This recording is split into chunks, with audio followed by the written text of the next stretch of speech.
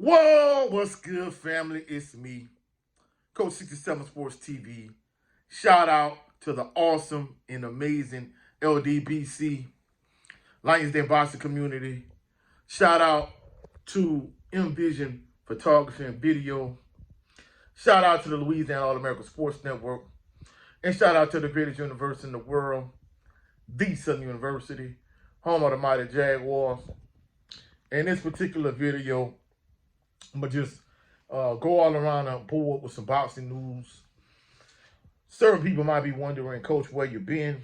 Well, after I did the show for the Louisiana All-American Sports Network Saturday with myself, Eric Hatfield, and Perry Daniels, shout out to them. I've been a little bit under the weather for the past 2 days, so that's why I had been uploading. This particular video should have been uploaded a couple days ago, but it didn't upload right, so let me run it back. In terms of boxing news, first and foremost, shout out to my brother Cadillac Red, Supreme Beast Boxing Talk. Y'all go check his channel out. Backstage kicking it with him this weekend, and Jeremy Zero here upset Malik Montgomery. I'm not gonna lie, I was pleasantly surprised with the performance Jeremy Zero Hill put on. And honestly, I hadn't seen him fight since he was on the undercard of Regis Prograis versus Zorilla fight. But, it was good to see him. Good to see him put in work. Good to see a Louisiana fighter get a big win. I thought, for a minute, I thought they might pull another Tank Davis and give him a draw. But, he earned a victory and they actually gave it to him. So, shout out to Jeremy Zero Hill, major props to him. He pulled a major upset against Malik Montgomery. And in addition to that, Sebastian Fundora, he beat Cordell Booker. And man, I'm gonna keep it a buck. First and foremost, no disrespect to Cordell Booker, but he shouldn't have been in the ring with Sebastian Fundora. Point blank, bottom line, and period. The issue I still got with Sebastian Fundora, this dude is 6'6", 6'7". You would think he would learn how to use his height by now, and he would be able to keep fighters at the end of his punches. You shouldn't be a 6'6" pressure fighter, in my opinion. A 6'7" pressure fighter, that ain't really what's up. At his height, with his wingspan, he should keep fighters at the end of his punches. Keep at the end of your punch and just go to work. I mean, when you fight against better competition, it's like, bro, you're not going to just be able to be a pressure fighter. So at the end of the day, he got the win, but, disrespect to Cordell Booker, but Cordell Booker didn't belong to be in the ring with him. And that's the bottom line of it. Now, the major, story from this past weekend, former two-time world heavyweight champion, Big George Foreman, he passed. Prayers and condolences to his family. May he rest in peace. I'm not gonna lie, like, I'm too young. I wasn't born when he had the first phase of his career, and he, even though I watched it so many times when he beat Joe Frazier, and I mean he put a demo down. He beat Joe Frazier unlike any other fighter. I mean, not even Ali had that kind of success against Joe Frazier. But, he became heavyweight champion of the world. And then, of course, that amazing fight with Ali, he lost it all. But he had some great fights. But the second phase of his career, when he came back, the fight that really stood out to me, in that comeback, a lot of people point to the fight with Michael Moorer. And I'm not going to lie, I didn't think he was going to beat Michael Moorer. That was a huge upset. Despite what people might say now, what people might think now. At the time, that was a huge, major upset.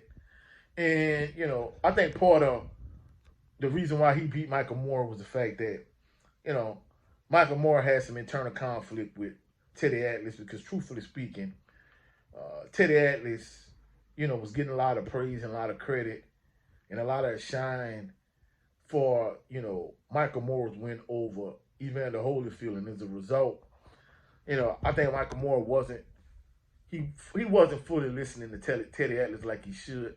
But that's another story. But the fight that I remember vividly, and the fight that was, you know, a big fight for me for George Foreman was when he fought against Evander Holyfield.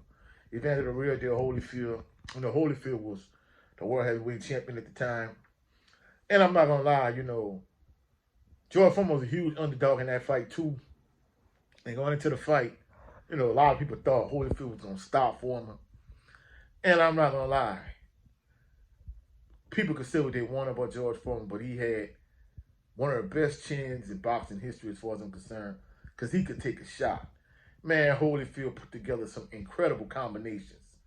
And no matter what he did, he couldn't put George Foreman down. He couldn't put him away. And George Foreman just kept fighting back. I'm not going to lie, that was a classic fight. To me, I think that fight, it really kind of embodied the fighting spirit of George Foreman. It showed he had a great chin.